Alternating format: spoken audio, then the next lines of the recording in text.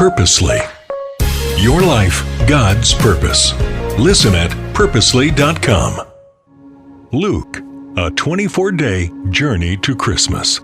We hope you enjoy chapter 22.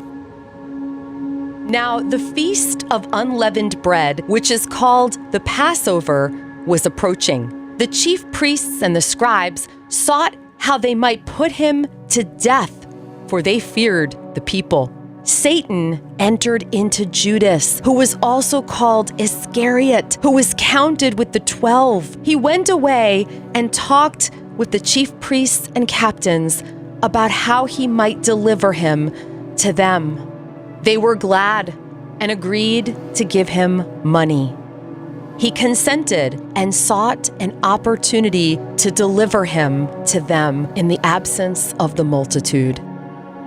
The day of unleavened bread came, on which the Passover must be sacrificed. Jesus sent Peter and John, saying, "Go and prepare the Passover for us, that we may eat." They said to him, "Where do you want us to prepare?" He said to them, "Behold, when you have entered into the city, a man carrying a pitcher of water will meet you. Follow him into the house which he enters. Tell the master of the house, 'The teacher says to you, where is the guest room where I may eat the Passover with my disciples? He will show you a large furnished upper room. Make preparations there.' They went, found things as Jesus had told them, and they prepared the Passover. When the hour had come, he sat down with the 12 apostles. He said to them, "I have earnestly desired to eat this Passover with you before I suffer. For I tell you, I will no longer by any means eat of it until it is fulfilled in God's kingdom." He received a cup, and when he had given thanks, he said, "Take this and share it among yourselves. For I tell you, I will not drink at all again from the fruit of the vine until God's kingdom comes." He took bread, and when he had given thanks, he broke and gave it to them, saying, "This is my body, which is given for you.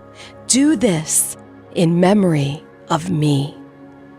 Likewise, he took the cup after supper, saying, "This cup is the new covenant in my blood, which is poured out for you. But behold, the hand of him who betrays me is with me on the table. The Son of Man indeed goes as it has been determined, but woe to that man through whom he is betrayed." They began to question among themselves which of them it was who would do this thing. A dispute also arose among them, which of them was considered to be greatest. He said to them, "The kings of the nations lord it over them, and those who have authority over them are called benefactors. But not so with you.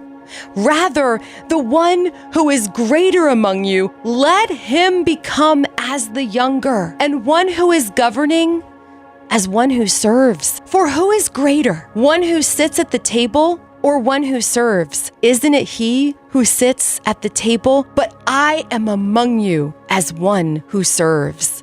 But you are those who have continued with me in my trials. I confer on you a kingdom, even as my Father conferred on me, that you may eat and drink at my table in my kingdom. You will sit on thrones, judging the 12 tribes of Israel." The Lord said, "Simon, Simon, behold, Satan asked to have all of you, that he might sift you as wheat. But I prayed for you, that your faith wouldn't fail. You, when once you have turned again, establish your brothers." He said to him, "Lord, I am ready to go with you, both to prison and to death."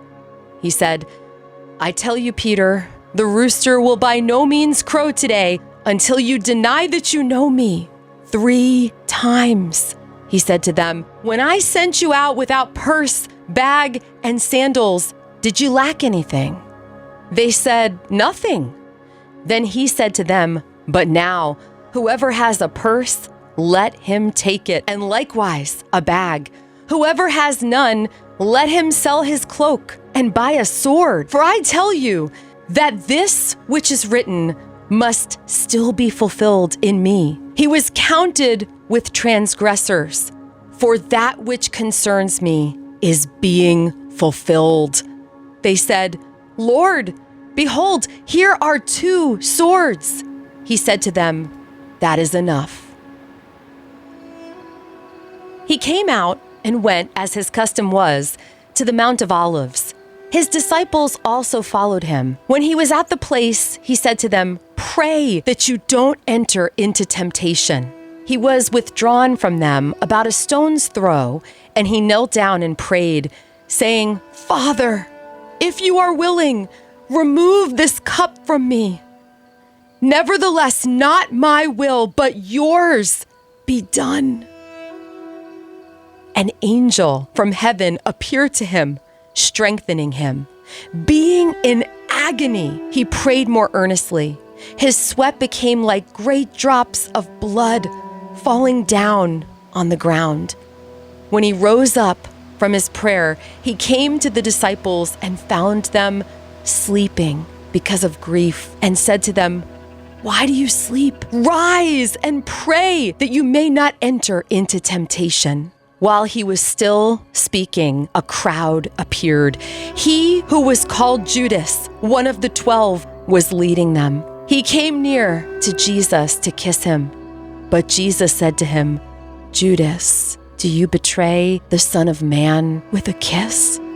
When those who were around him saw what was about to happen, they said to him, Lord, shall we strike with the sword? A certain one of them struck the servant of the high priest and cut off his right ear. But Jesus answered, let me at least do this. And he touched his ear and healed him.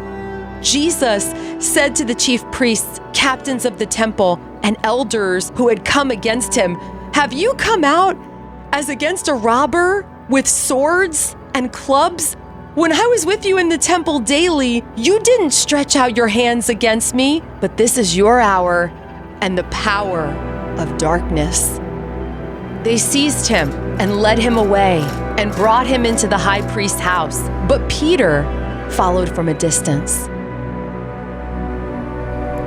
When they had kindled a fire in the middle of the courtyard and had sat down together, Peter sat among them. A certain servant girl saw him as he sat in the light, and looking intently at him said, this man also was with him. He denied Jesus, saying, woman, I don't know him. After a little while, someone else saw him and said, you also are one of them. But Peter answered, man, I am not. After about 1 hour passed, another confidently affirmed, saying, truly, this man also was with him, for he is a Galilean. But Peter said, man, I don't know what you are talking about. Immediately, while he was still speaking, a rooster crowed. The Lord turned and looked at Peter. Then Peter remembered the Lord's word, how he said to him, before the rooster crows, you will deny me 3 times. He went out and wept bitterly. The men who held Jesus mocked him and beat him. Having blindfolded him, they struck him on the face and asked him, prophesy, who is the one who struck you? They spoke many other things against him, insulting him.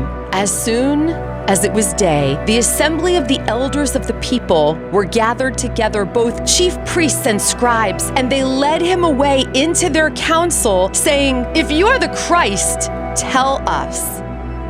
But he said to them, if I tell you, you won't believe. And if I ask, you will in no way answer me or let me go. From now on, the Son of Man will be seated at the right hand of the power of God. They all said, are you then the Son of God? He said to them, you say it, because I am. They said, why do we need any more witness? For we ourselves have heard from his own mouth